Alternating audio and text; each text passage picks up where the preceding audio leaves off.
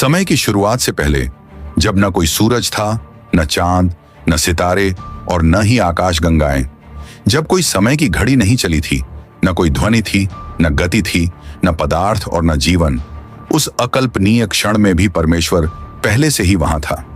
न किसी प्रकाश की किरण ने अंधकार को चीरना शुरू किया था, न स्वर्गदूतों ने अपनी पहली स्तुति गाई थी, न किसी जीव ने सांस ली थी, लेकिन परमेश्वर अस्तित्व में था।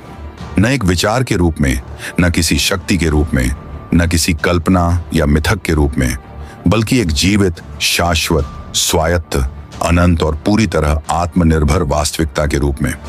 वह पहले से ही महान मैं हूं के रूप में था। वह न बना, न उत्पन्न हुआ, न प्रकट किया गया। वह बस है। उसका कोई आरंभ नहीं, कोई अंत नहीं, कोई सीमितता नहीं, कोई परिवर्तन नहीं। उसने कुछ बनने के लिए विकास नहीं किया। उसने समय की प्रतीक्षा नहीं की। उसने अपने आप को किसी स्थान या वस्तु पर निर्भर नहीं किया।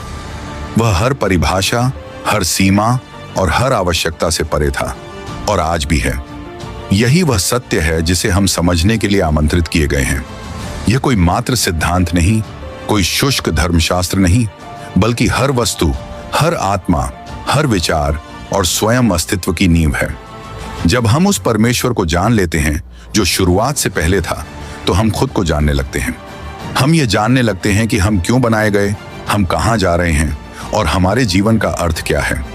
ये समझना आसान नहीं है, क्योंकि हम सब उस सृष्टि का हिस्सा हैं जहां हर वस्तु की शुरुआत होती है, जन्म होता है, विकास होता है और फिर अंत आता है।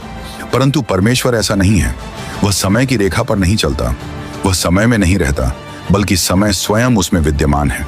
वह समय का सृष्टि करता है, उसकी सीमाओं से परे है, उसकी चाल से स्वतंत्र है। भजन संहिता 90 का 2 इसे ऐसे प्रकट करता है। इससे पहले कि पहाड़ उत्पन्न हुए या आपने पृथ्वी और दुनिया को बनाया, यहां तक कि अनादि काल से अनंत काल तक आप ही परमेश्वर हैं।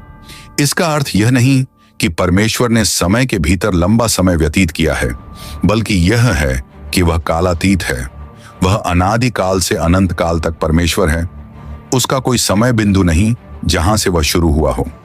इसलिए जब हम शुरुआत की बात करते हैं, जैसे कि उत्पत्ति 1 का 1 में आदि में परमेश्वर ने आकाश और पृथ्वी की सृष्टि की, तो हमें यह समझना चाहिए कि यह सृष्टि की शुरुआत है, परमेश्वर की नहीं। सृष्टि, समय, स्थान और पदार्थ की उत्पत्ति उस क्षण हुई, लेकिन परमेश्वर उस क्षण से पहले भी था और उस क्षण के बाद भी रहेगा।